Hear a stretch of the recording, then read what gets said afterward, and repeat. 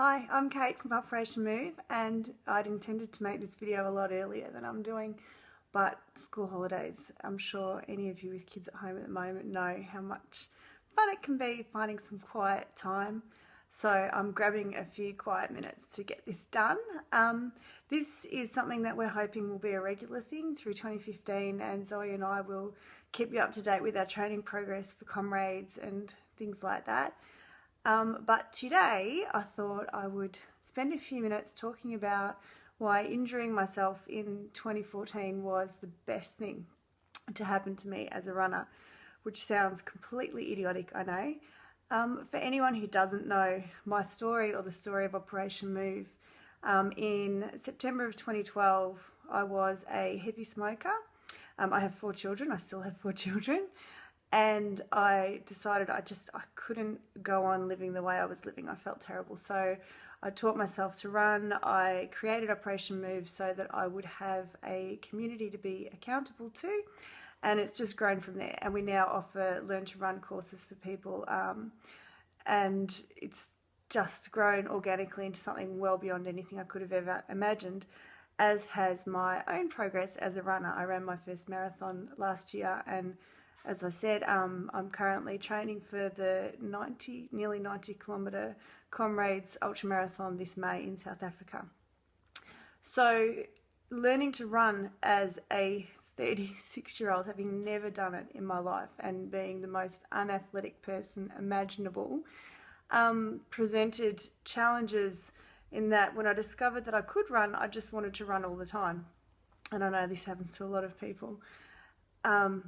And it's a good thing and it's a bad thing, because when you use those muscles over and over and over again, having never really used them in your life, you do put yourself in harm's way a little bit. And I never really thought about doing anything to complement the amount of running I was doing.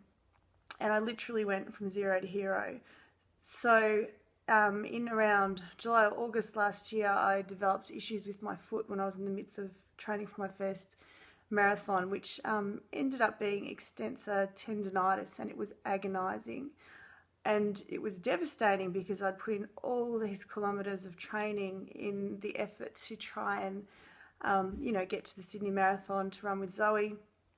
And the first thing I did was think I needed to keep my fitness up. I knew I couldn't run on it, I knew I couldn't do that kind of training, but I needed to maintain my fitness while I was recovering as well. So Zoe had been doing CrossFit for a while, and I thought she was insane because CrossFit, who does that? But I sussed out a local CrossFit gym, and at that point my whole life changed immeasurably. I do a little bit of CrossFit. That's not why though. It's because I met a whole new community. Sometimes running can be a very kind of isolating sport, even with the amazing online community we have. When I'm actually out there on the trails and the tracks, I'm entirely by myself, and I am by nature a pretty social person. So finding Perfit and getting to know the people there, it's a wonderful community. But not only did they help me maintain my fitness, it really taught me a lot about biology and how you can best support running to help it be a long-term thing. Today, I would never suggest a new runner just run. I would always suggest they try and do some sort of weight training or strength training to help support them in terms of injury avoidance and things like that. Because I know for me, to go from just running and running and running to where I am now, where I do a lot of kilometres still. I just wrapped up a 48k week and I've only been back in run training for a month.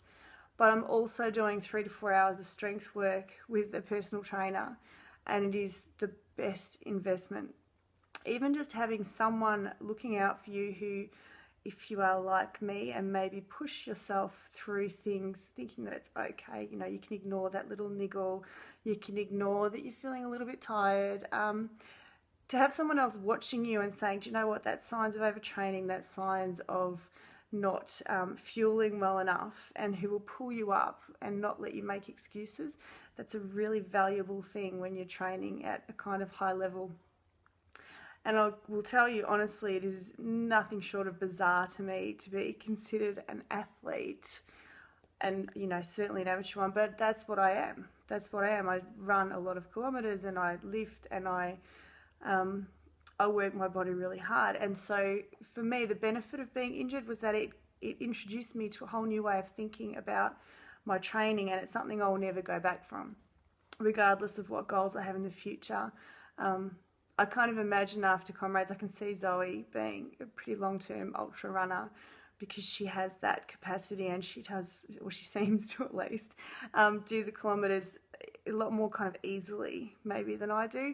I don't think that that's a long-term goal for me, but I can see that in the future, spending more time in the gym and doing weights and working on my strength is something that I will continue to do along with running, to really hopefully be this fit and healthy for the rest of my life. I would love to be one of those, you know, the 80-year-olds that you see on YouTube running around and doing crazy stuff, because that seems like a pretty awesome life to me, full of feeling great and looking great and just doing the best you can do with your own life.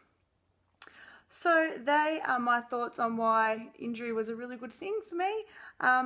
And as I said, if you're a new runner, or even if you're an existing runner and you are training at a high level, I really do recommend that you try and integrate some strength training, and listen to your body, because I'm really good at not doing that, and having run through a number of injuries and done more damage than is necessary, I can say from first-hand experience that it's a really sucky thing to do. Don't do that. Do as I say, not as I do. Hope you're having an awesome day. Check out the website www.operationmove.com.au, and we will see you there. Bye.